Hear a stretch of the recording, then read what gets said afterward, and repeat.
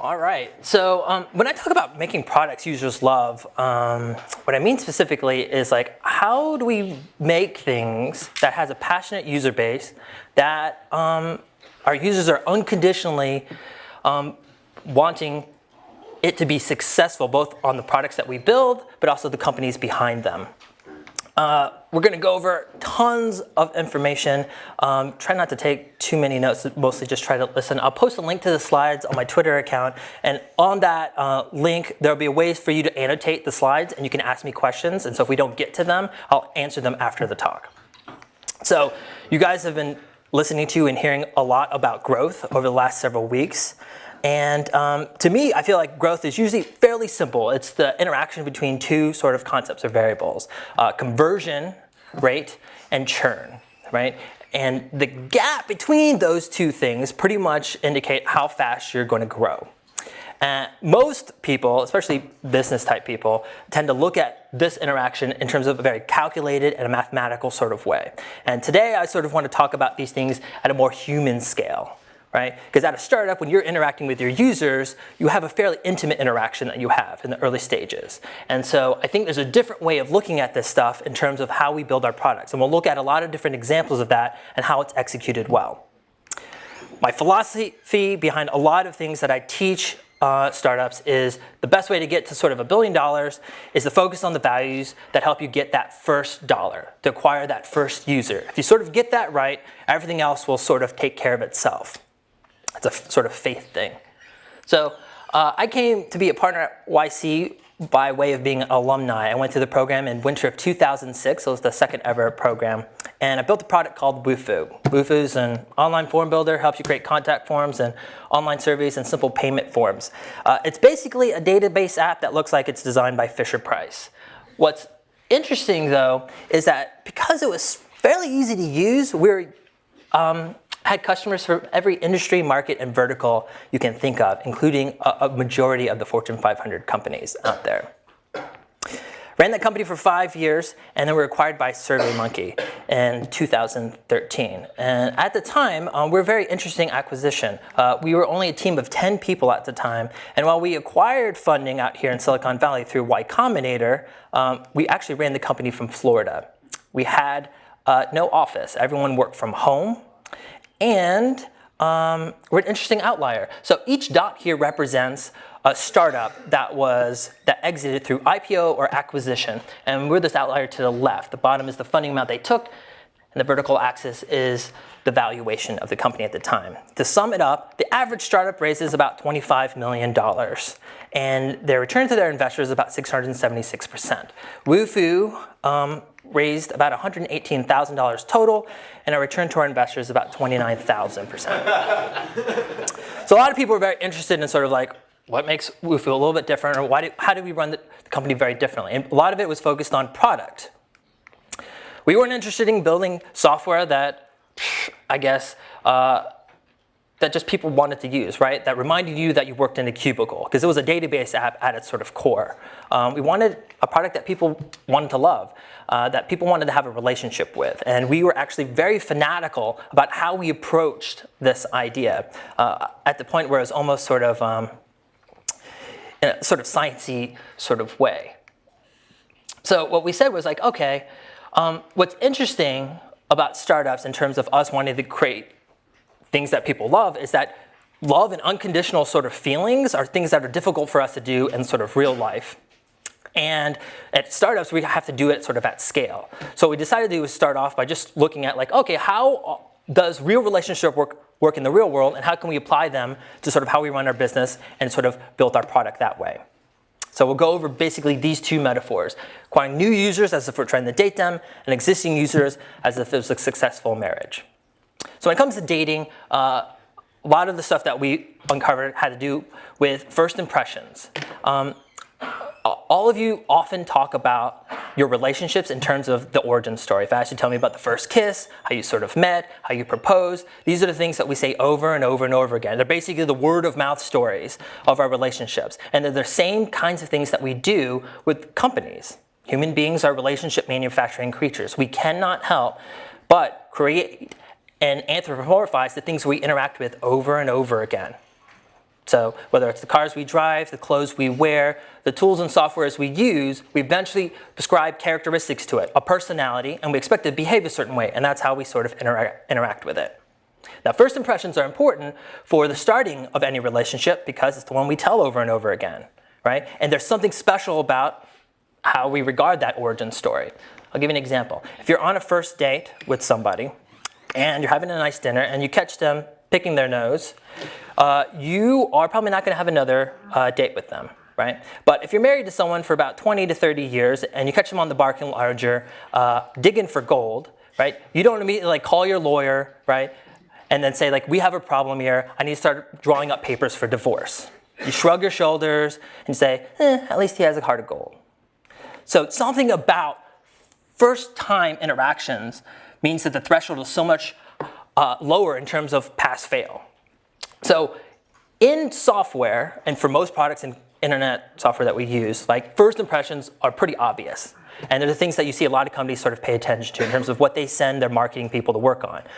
My argument for people who are very good at product is they discover so many other first moments and they make those something memorable, right? The very first email you ever get from a piece of software, what happens when you first log in, the links, the advertising, the very first time you interact with customer support. All of those are opportunities to seduce.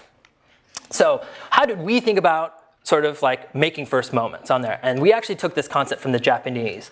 They actually have 2 words for how to describe things when you're finished with them in terms of saying like, is this a quality item? And the 2 words of quality are atarime hinshitsu and mirio kiteki hinshitsu. And the first one means taken for granted quality, basically functionality. And the last one sort of means enchanting quality, right? Take, for example, a pen, right? Something has mirio kiteki, right? If the weight of the pen, the way the ink flows out of it, the way it's viewed by the people reading the handwriting from the pen is pleasurable both to the user of the pen and the people who sort of going to experience the byproducts of it, right? Taking it to the sort of next level.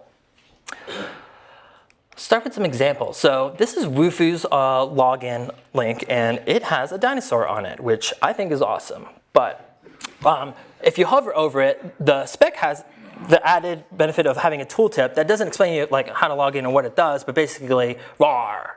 And what we noticed about this, like in early usability studies, as like this put a smile on people's faces, like hands down, right, universally. And I think a lot of times when we are assessing products, we never think about like, hey, what is the emotion on the person's face when they interact with this? This is Vimeo's login page. This is actually a couple iterations ago. It's one I find to be the most beautiful. But it lets you know that when you're starting out on this journey with Vimeo, that this is going to be something different. They do this all over the app. If you search for the word fart, as you scroll up and down, it makes fart noises as you do this, right? There's something different. Like this site interacts with you. It's a little bit magical. It's a little bit different. And it's something that you want to talk about. You don't have to always do it with design. This is the sign-up form for Cork, which used to be a social network for people who love to drink wine. On it, it says, email address, it's also your sign-in and has to be legit. First name, what your mom calls you. Last name, what your army buddies call you. Password, something you remember but hard to guess. Password confirmation, type it again, think of it as a test. It's literally a poem as you fill out the form, right? And this is the kind of like thing where you're like, oh, I like the people behind this. I'm going to enjoy this experience. Now, what does it say when you fill out a form like this, right, on Yahoo, about what the personality of this site is going to be? And what's disappointing to me is like Yahoo forces every product and service under them to use this exact same login form. Flickr, I thought, had one of the best sort of call to actions. It was, get in there, right? This is Heroku's sign-up page. I think this is an older version. But what's remarkable about it is that what you start getting a feel for is like, oh, scaling up my sort of server and back-end services is as easy as just sort of dragging up and down different sort of knobs and levers. It's going to be beautifully used and it looks fairly easy to scale. Since we're in a room full of computer science people, I think you'll appreciate this. This is Chocolat. This is a code editor. And they only have one call to action. When the time limit is up, they said everything in terms of all the features are exactly the same, except we change the font to Comic Sans. And what they're basically saying is like, hey, we know who our users are, who our real customers are, and they're going to be the people who care about this. This is Hurl. This is a website for checking HTTP requests. And sometimes the places where you get errors are opportunities for first moments. If you hit a 404, this is what you get. When we need help, oftentimes what we do is we create like really beautiful marketing materials, but when you actually need like documentation, we sort of like skimp out on sort of design features. And this is a point that like you see happen over and over again. A company that gets this right is MailChimp, and what they did was they redesigned all of their help guides so that they look like magazine covers. And overnight, basically, readership goes up on all of these features, and customer support for these things that sort of help people optimize emails goes down. Speaking of documentation, Stripe, what's interesting about an API company is that there is no UX. The UX is actually just documentation, right? And there's opportunities, even in documentation, sort of to enchant and amaze. So one of the things that I love about them is their examples are wonderful. But if you're actually like sort of logged into the app, one of the things that is a super pain for most people when you're dealing with most people's APIs is like grabbing your API credentials and keys. And what Stripe does is it says, oh, if you're logged into the app, we automatically put your API credentials into the examples. So you only have to copy paste once when you're trying to learn their API. When Wufoo wanted to launch the third version of our API, we realized like, okay, that finally this is good enough that we want people to sort of build on top of it. We were trying to figure out like, how do we launch this out to the world that sort of has our personality behind it? Because a lot of people, they usually do things like a programming API contest, and they give out iPads and iPhones, and it makes you look like everyone else. And so in our company, one weird value they have, it's a quirk of us, is that the co-founders are big medieval nuts, and we would take everyone out to medieval times every single year on the anniversary of the founding of the company. And so we said, we have to do something in that flavor. And so we contacted the guys at armor.com, and we said, can you forge us a custom battle axe? And what we said was, if you win our programming contest, you would win one. And the result is, like, people wanted to talk about this. It was something that people wanted to work on because they wanted to be able to say, like, I'm programming for a weapon. And what's cool is we had over 25 different applications created for us of quality and quantity that we could not have paid for on the budget and the sort of time that we had for this. We got things like an iPhone app, an Android app, and WordPress plugins. Right? And all because what we did was we changed how people want to talk about the origin story of how they're interacting with one of our services. We can go like all day long on going over these examples, but I'm going to shortcut this by saying you should just subscribe to Little Big Details. It's just basically tons of screenshots of software that's just doing it right, that shows that they're being conscientious of the user and the customers.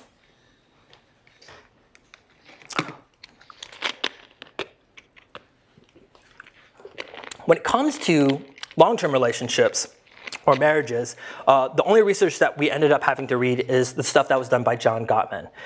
He's been featured in This American Life and Malcolm Gladwell's books. He's a marriage researcher up in Seattle, and he has an interesting parlor trick that he can do. He can watch a videotape of a couple fighting about some issue for 15 minutes and predict with an 85% accuracy rate whether that couple will be together or not or divorced in 4 years. If he increases that video up to an hour and asks them to also talk about their hopes and dreams, that prediction rating goes up to 94%. They show these same videotapes to marriage counselors, successfully married couples, sociologists, psychiatrists, priests, etc. And they can't predict with random chance whether people are going to be together or not. So John Gottman understands something fundamental about how relationships work in the long term, and that basically how we fight, even in a short-term period, can indicate sort of the whole system and what it's going to look like. And one of the surprising things he discovered is not that successfully married people don't fight at all. Turns out everybody fights. And we all fight about the exact same things: money, kids, sex, time, and others. And others are things like jealousy and the in-laws. To bring this around, right, you can actually attribute every single one of these to problems that you see in customer support when you're building out your products. Right?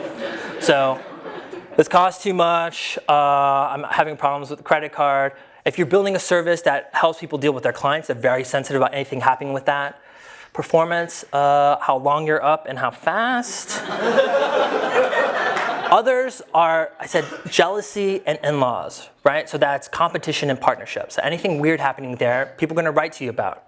And the reason I like to think about this in terms of customer support is that in everyone's sort of processing of like a conversion funnel, customer support is the thing that happens in between every one of these steps. It's the reason why people don't make it further down there. It's the thing that prevents conversion from happening. Now, as we were thinking through all of these ideas and as we were building up the company, we realized that there's a big problem about how everyone sort of starts their company or build up their sort of engineering teams. And that is there's a broken feedback loop there. People are divorced from the consequences of their actions. And this is a result of actually the natural evolution of how most companies get founded, especially by technical co-founders, right? Before launch, it is a time of bliss, nirvana, and opportunity, right? Nothing that you do is wrong, right? By your hand, which you feel is like God, everything that you write, every line of code feels perfect, right? And is a genius to you. The thing that happens is after launch, reality sort of sets in, and then all these other tasks sort of come into place that we have to deal with. Now, what technical co-founders want to do is get back to that initial state. And so what we often do and what we often see is that companies start siloing off all these other things that actually is what makes a startup or a company sort of real, right? And have other people do them. In our minds, these other tasks are inferior, right? And we have other people in the company do them. And so for us, what we're trying to figure out is how do we change software development so that we inject some values that we don't talk about enough. Responsibility, accountability, humility, modesty, right? And we call this, like a lot of other people, we had an acronym, support-driven development. And it's basically very similar to TDD or other agile practice. It's a way of creating high-quality software, but it's super simple. You don't need like a Scrum. You don't need a bunch of Post-it notes. All you have to do is make everyone do customer support. And then what you end up having is you fix the feedback loop, right? The people who build the software are the ones supporting it, and you get all these sort of nice benefits as a result. So one of them is support responsible developers and designers and people who build the stuff. They give the very best support. Now, we're not the first person to think of this. Paul English was a big proponent of this at Kayak. And what he did was install a red customer support phone line in the middle of the engineering floor. And it'll just ring with customer support calls. And people would ask him oftentimes, why would you pay engineers $120,000 or more to do something that you can pay other people a fraction of? They handle in like a call center. And he says, well, after the second or third time that phone rings and the engineer gets the same problem, they stop what they're doing, they fix the bug, and we stop getting phone calls about it. It's a way of having QA and a sort of nice, elegant solution. Now, John Gottman talks about the reason that we often break up with one another is due to four major causes, and they're warning signs. He calls them four horsemen, right? Criticism, contempt, defensiveness, and stonewalling. Now, criticism is basically people starting to focus not just on the specific issue at hand, but on the overarching issues. Like, you never, right, listen to your users, or you never think about us all the time, right? Contempt is when someone is purposely trying to insult somebody. Defensiveness is not trying to take accountability, trying to make excuses for their actions. And stonewalling is basically shutting down. Stonewalling, to John Gottman, is one of the worst things that we can do in a relationship. Hold up. And oftentimes, we don't worry much about this in customer support, criticism and contempt, right? Defensiveness, you see this all the times in companies, especially as they get older. But stonewalling, this is something I see happen with startups all the time. You get a bunch of customer support sort of coming in, and you just think, I don't need to answer it. I don't need to respond, right? And that act of just not even getting back to them is one of the worst things you can do. And it's probably some of the biggest causes of churn in the early stages of startups. This is how support worked at Wufoo. When we were acquired, we had about 500,000 users on the system. 5 million people used Wufoo forms and reports, whether they knew it or not, and all of those people got support from the same 10 people. And usually it was only one person dedicated to support a day or any shift. Resulted in about 400 issues a week. That's about 800 emails. But a response time from 9 a.m. to 9 p.m. was between 7 to 12 minutes, right? And from 9 p.m. to midnight, it was an hour. And then on the weekend, it would be no longer than 24 hours. And we carried this up all the way up to this scale. What a lot of people forget about and often talk about with Airbnb is how, like, oh, they did this interesting thing where they went up to New York and offered like professional photographers, and the founders would go out there and actually take pictures of the people's apartments to help them sell more, focusing on the stories around conversion. What most people don't realize is a lot of times when I saw Joe in the early days of Airbnb, he had a phone sort of headset stuck to his head all the time because he was doing phone support nonstop. Turn is a story that we don't like to talk about all the time. Airbnb's sort of growth really started picking up once they figured out how to match capacity to the demand or the phone calls they were getting into their support system. At Wufoo, we actually constantly did experiments around support because we were so obsessed with it. One experiment we did was we heard Kathy Sierra do a talk about there's a disconnect between the emotions that we have when we need help and sort of the content and the reactions we get from people when we get help from them, especially online, because they just don't see all those nonverbal cues. So she said, unless there's face recognition on the web, we're just always going to be disconnected from our users. Our feeling was like, well, we're not face recognition experts, but I think there's another way of getting empathy. So as form builders, we added a drop down. And what we said was like, hey, what's your emotional state? And our hypothesis was that no one was going to fill this out. We basically thought, oh, okay, you know what? This is going to be pretty a lame experiment, but we'll see how it sort of goes. And it turned out the emotional state drop-down field was filled out 75.8% of the time. The browser type drop-down field, just in comparison, was filled out 78.1% of the time. Right? So people were basically telling us, for my technical support issue, how I feel about this problem is just as important as like all the technical details you need to sort of figure out how to debug it. Now, we didn't prioritize things or triage things by emotion, right? And for the most part, people didn't game the system. One of the interesting byproducts of it was that we noticed that people started being nicer to us in the customer support. It was something sort of subconscious. We just were thinking like, wow, our users are so much better now. What's going on? And we went back and looked at the data and we did some text analysis. And we realized is that, oh, when it comes to only communicating with people over written words like email, there's only 3 ways that you show strong emotions, right? Exclamation marks, curse words, and all caps. And sure enough, on all 3 of those metrics, they've gone down in sort of the way people were talking to us in the customer support. Once people had a simple outlet for their emotions, right, people would be a lot more rational, and it made our jobs a lot more pleasant as a result. The other byproduct that is awesome is that you actually build better software when you do this. Far better software. This is actually backed up by tons of research. Jared Spool at User Interface Engineering, which is sort of the big players in this space, says like there's a direct correlation to how much time we spend directly exposed to users and how good our designs sort of get. He says it has to come in a specific way. It has to be direct exposure, right? It can't be something where someone generates a report or through a graph. You have to be interacting with them somewhat real time. It has to be a minimum of every 6 weeks, and it has to be for at least 2 hours. Otherwise, your software will get worse over time. Our developers, our people who are on Wufoo, we're getting exposed to our users 4 to 8 hours every single week. And what it does is it changes the way you sort of build software. Jared Spool has another way of talking about how we build products, right?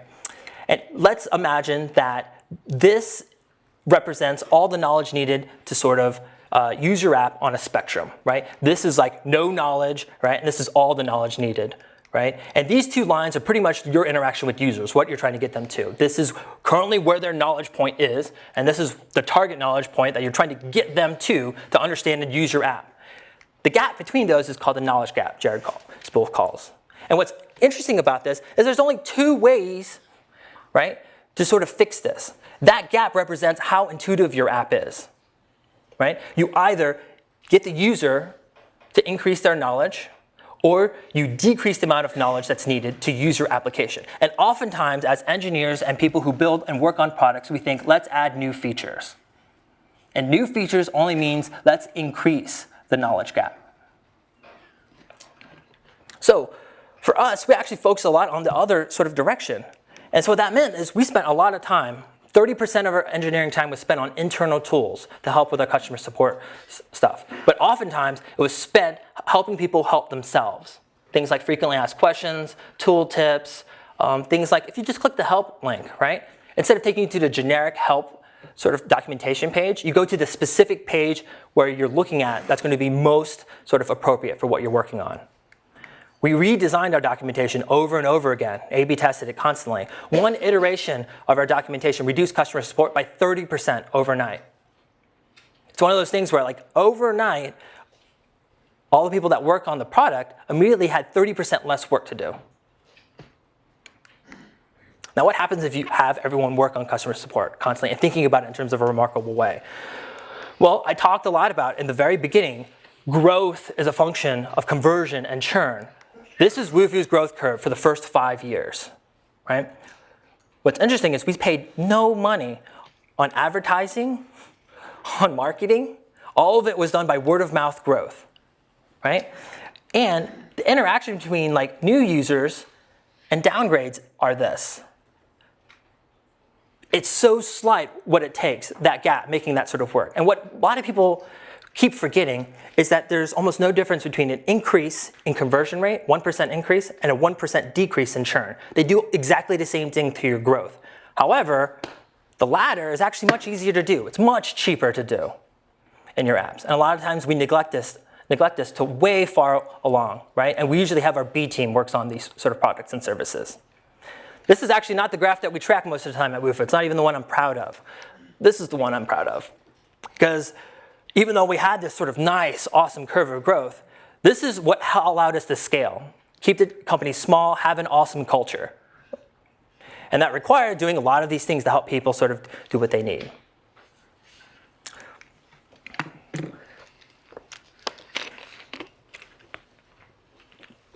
So John Gottman noticed there was a different type of behavior for relationships and why people divorced.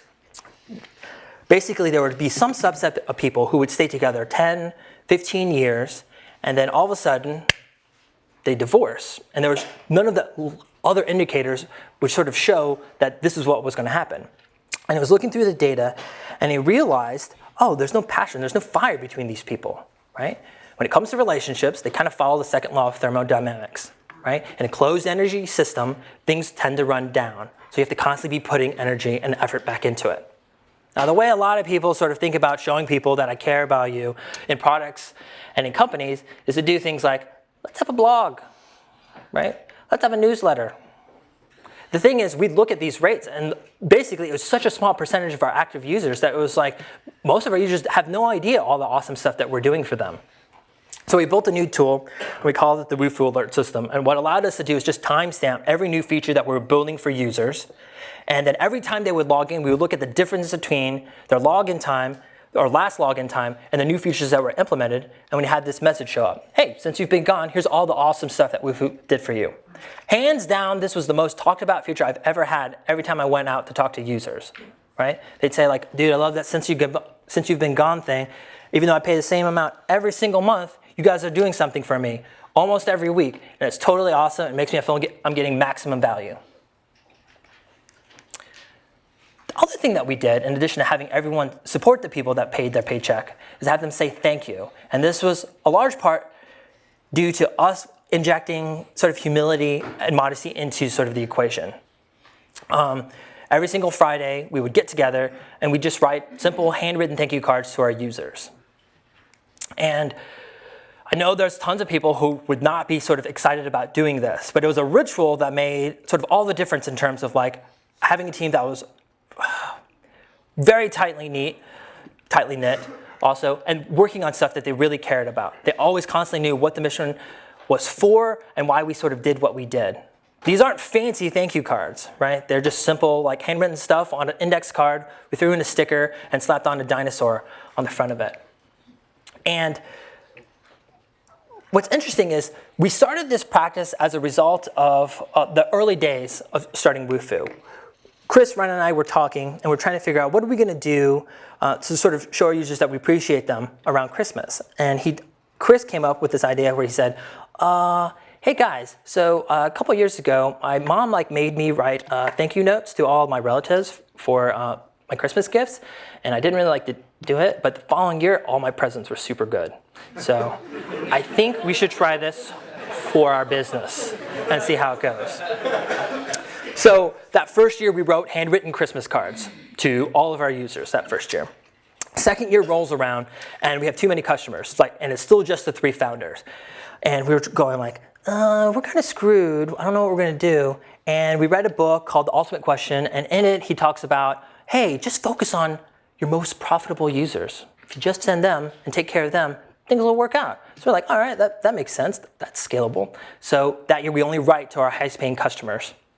And the January rolls around that second year, and one of our longtime loyal users writes us, and he's basically like, hey guys, I really love that Christmas card you sent me the first year, and I just wanted you to know I haven't received my second card yet, and I'm just looking forward to it. I know you didn't forget about me.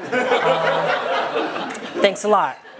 So we're like, fuck, because best way to sort of exceed expectations is not to send any to begin with. So we were sort of in this conundrum. And what we decided after thinking about it for a while is that we need to stop doing it just one time a year. It needs to be something that's part of the culture, that happens every sort of week even. And even though we'll never catch up to all of our customers, just the practice of doing it will make all the difference. I talked a lot about a bunch of lovey-dovey stuff and sort of touchy-feely things that I think a lot of engineers don't like to think about too often. And so I'll end on some sort of hard business data or research. There's an article that was put out by the Harvard Business Review several years ago by Michael Treacy and Fred Wazirman, and in it they talk about the discipline of market leaders. They say there's only 3 ways that you achieve market dominance, and depending on how you want to achieve that market dominance, you have to organize your company in a very specific way.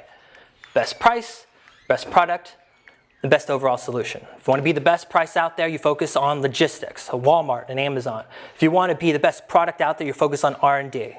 Apple's usually a quintessential example of that. Best overall solution, it's about being customer intimate. And this is the path that you see followed by luxury brands and hospitality industry. What I love about this path towards market dominance is that the third one is the only one that everyone can do at any stage of their company. Requires almost no money to get started with.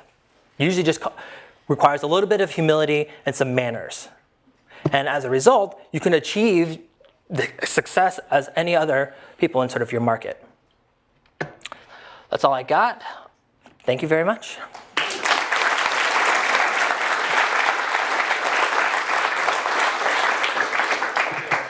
Yeah, let's take some questions if you guys have any. Right in the back there. Building products that users love, you might have multiple different types of users. How do you build one product that all users love? Maybe there's a feature that one really likes but detracts value from someone else. All right, so what do you do when you have a product with lots of different type of users, right? Some users will love one thing and another will another. And I agree, there's an interesting fine line for that. What I always usually tell people is focus on the people who are the most passionate, especially in the early stages, right? Whatever niche it's going to be, that's who I'd focus on completely. It's things that a lot of different products did. I think Ben Silverman of Pinterest started off with design bloggers, right? Curtail your thing for them, and eventually you'll figure out sort of universal values that will appeal to a lot of other people. So just start one at a time. And a lot of the examples that you see up there, a lot of people make the mistake is oh, I'll just make my app funny. But humor is really difficult to do, right? What you want to shoot for is something sort of witty. And quite honestly, you have to get functionality right. So like the Japanese quality, if you don't have a tarime on there, right, don't try to do anything witty, right? Because it will backfire on you. So hands down, our number one focus is make it as easy to use as possible for Wufoo, and anything else on top was polish. Right here. So I'm co-founder of Reachable.io. So everybody says that focus on your product. I'm also a dev guy. I love to build product and I love to make it the best. But we are at a certain point that we are focused on our product, but we don't get customers, right? So second thing. So how much we should focus on product, but because we should do now marketing, we should get some other customers, and start talking to customers. But when you are too focused on your product, users are not happy, right? So what exactly you guys mean when you are saying like focus fully on your product and give the best product? So what Okay, exactly? so the question sort of is, how do we balance this sort of thing where we want to be obsessed with working on product, yeah, but all the other skills and sort of tasks that are needed by a company like marketing and branding and all that stuff, and how do we sort of balance that? And the thing is, like, with startups, you're juggling like tons of things constantly in the air. The thing is, if you're working on product, like, you should also always have this flip side is when you're talking to users. Right? And for us inside of Wufoo, the way we got people to talk to users is they just did customer support, and they got to see firsthand right away whether their feature sucked or not, and also impacted everyone else in the company because everyone had a customer support shift. So you had this sort of social incentive to sort of make everything work. And so, like I said, there should be no point where you only focus on product. You should always have time where you work on product and then you see sort of what users say to you. And you should always have this virtual like feedback loop on there. So be careful when you don't have that.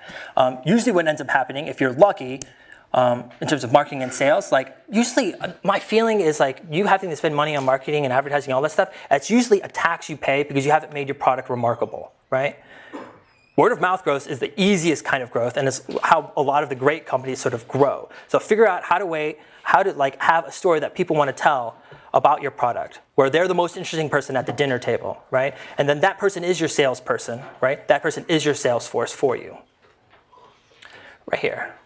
Like when you define more crystal clear customer or user need, and the demand is there, and it's the right solution, how do you communicate with engineering and design team to make sure the execution? Because sometimes people in the team have good ideas, but still at the end of the day, you have to make a decision of where to go. Oh, so how do you make a decision on product and communicate that with your sort of engineering team when there's like lots of different directions to go? My feeling is that so for us, we just looked at support, and it was really easy because you often just saw what are the things that people are having the most amount of problems with, or people asking you all the time. You cannot help but get feature requests from people. No matter like whatever opening or orifice you have in your product or app, right, people will like jam feature requests in there. So you're easily going to know sort of what they sort of want. Your job as a product person, an engineer, is to not just do what they say, because that way you'll just be a slave, is to figure out sort of deeply what are the reasons why underlying those things and sort of solve that deep underlying reason. The thing is, if everyone wants to have a different way to sort of go, then ultimately it comes down to like someone's going to figure something out. But also make the smallest version of each little idea, no longer than a week or 2 weeks to build it out there, and then you can try them out and see sort of what works or don't work. I think it's dangerous to have multiple different product directions that requires lots of time to sort of figure out. Sam. Related to that, can you tell the story of how the King for a Day thing that you did at Wufoo? Yeah, okay, so I don't like hackathons. I think they sort of suck in terms of the ones done inside of companies, because you spend like 48 hours like working on something really hard that you're sort of passionate about, and 99% of them never make it to production, right? And it's sort of really like super sad. So for us, we like flipped it on its head, and we came with an idea we called King for a Day. And it actually worked over the weekend. But how it worked is someone randomly in the company got drawn, and they got to be the king. And the king got to tell everyone else what to do on the product. So everything that was bothering them about Wufoo, about the customer support stuff, or some feature they really wanted to have built, they got the engineering resources, the marketing resources, the advertising resources of everyone inside of the company to make it sort of happen. And of course, we'd work with them to figure out like what can be actually done in 48 hours. But we would do this 1 to 2 times a year, and it was like a huge hit, and it was a boost to morale, because what people most love is like working on things where it's like, oh, I made a difference to the app, right? And so for us, that's one way that we would like sort of divide time for like product direction. It's like sometimes the people that work for you, they have a strong opinion about where it should go, and it's a good way to sort of democratize it a little bit by rotating it around. Yes? You said you guys all work from home. It usually seems like a nightmare. Didn't have an office. How did you make that work? Okay, so we all work from home. So I will tell you this, we all still work within the Tampa Bay area. We would allow anybody to work from anywhere, but usually as we tried to recruit them, they'd sort of meet our team, and they just decide, okay, we just want to come and move here anyway. Remote working is especially tricky. A lot of people like to romanticize it, especially people who are like employees. But the thing is, an office gives you a lot of sort of benefits, right, and efficiencies that you now have to compensate for when you have remote working. But remote working also have these other sort of efficiencies in place. For example, I don't have to worry about my employees losing 2 hours of their day to commuting, for instance. So the biggest thing that we had to do for remote working is to respect people's time. And so the way we had it set up is we actually had a 4.5-day work week at Wufoo. Half day on Friday was for all the meetings and stuff. We said like no biz dev meetings, no talking with other outside parties. They all have to be done on Friday on that half day. They couldn't be done in the middle of the week. And then also 1 day of everyone was already dedicated to customer support. So everyone in our company effectively only had 3 days each week to actually build or work on whatever they were doing. But I actually firmly believe that if you have 3 solid days, right, 8 to 10 hours, where you're only working on what you need to build, you can get a ton of shit done. And so what we said was, you have to respect everyone's time during that 3-day period, if they're in that 3-day period. And what we came up with is a 15-minute rule. And the way it worked is, you can have a discussion, like a chat or a phone call or whatever with someone, but it could go no longer than 15 minutes. So if you have some complicated issue that you couldn't figure out, we'd say at 15 minutes, you are to immediately table that item, right? And have us discuss it on Friday, and you move on to the next item on your list, right? To enhance productivity. More often than not, I would say 90% of the time, the item never got brought up on Friday, because usually what would happen is people would sleep on it, and then they would just magically say like, hey, I found a solution, or like, hey, that's not a big problem whatsoever. Because most problems inside of company, they don't need to be solved in real time or right away. The only things are when like the site is down or payments aren't working, right? Everything outside of that is basically kind of luxury. So focus on your priorities as much as possible. And as a result, our 10-person team did far more than many, many other companies as a result. But it takes extra work to make remote working happen. We are an extremely disciplined sort of team, and I would have to say there's almost not many YC companies that actually have been able to replicate sort of what we do. I think there's only 2 other companies, I think, in YC that sort of have the same sort of disciplined working style. It takes more work in a very different fashion, right? An office allows you to be a little bit lazier, right, in terms of all these things around productivity. Okay. Over here. Right. Just to build off that question, as the leader of the team, how did you manage to instill a company culture, right? And also like have accountability for your employees, especially because they're in the same working space? Okay. How do we set up accountability for employees as a manager? All right. So at Wufoo, we were profitable 9 months after launch, so we had profit sharing, right? And so it makes incentives pretty simple and clear. It would be a multiple of whatever bonus pool that we sort of had, and the performance measures would be based on sort of how they did in customer support, right, on their duties there, and sort of what they said they were wanting to accomplish or do. I don't like process, and I don't like lots of tools to help get people to be productive. So the only thing that we had for helping people manage sort of their projects is to-do lists. And that is like simple text files that we shared in a Dropbox account. Each person had their name on it, and you got to see every time someone updated their to-do list. What we said is every single night you just said everything that you did that day, right? And then on Friday, we would just go over, okay, this is what you said last week that you're going to do. This is what you actually got done. What are sort of the problems at hand? And it's super simple, right? It creates this like nice written trail for how to sort of handle stuff, right? And I don't have to worry about managing them, right? They sort of set the tone for how they want to be sort of assessed. And it makes it really simple. And for people who are excellent at what they do, right, it works very, very well. And then when you actually have problems, it's very easy to fire people. I was fortunate that I never had to fire anyone at Wufoo, right? But we were able to correct a lot of people's behavior very, very quickly because we just kind of look at this and it's like, look, this is your pattern of behavior. You finish a fraction of the items on your list. You do most of the items at the last second right before Friday. That's a problem. You've got to manage your time better. And this is evidence that you've provided to us.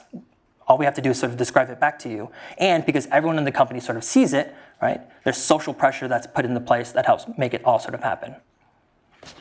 Right here. How did you hire people that you felt would be able to work remotely in this kind of environment that's not standard? So how do you hire people that can work remotely and then sort of work in this sort of fashion? So pretty easily, you have them work on a side project for you. So you contract them out and they have to work remotely as such. Usually the project I like to have them work on is about a month long. right? I could do things much faster for a week, but usually get a good sense of like how well people sort of manage themselves and work on things from a project like that. So that was always the first assessment. Like we never did anything just by interviews.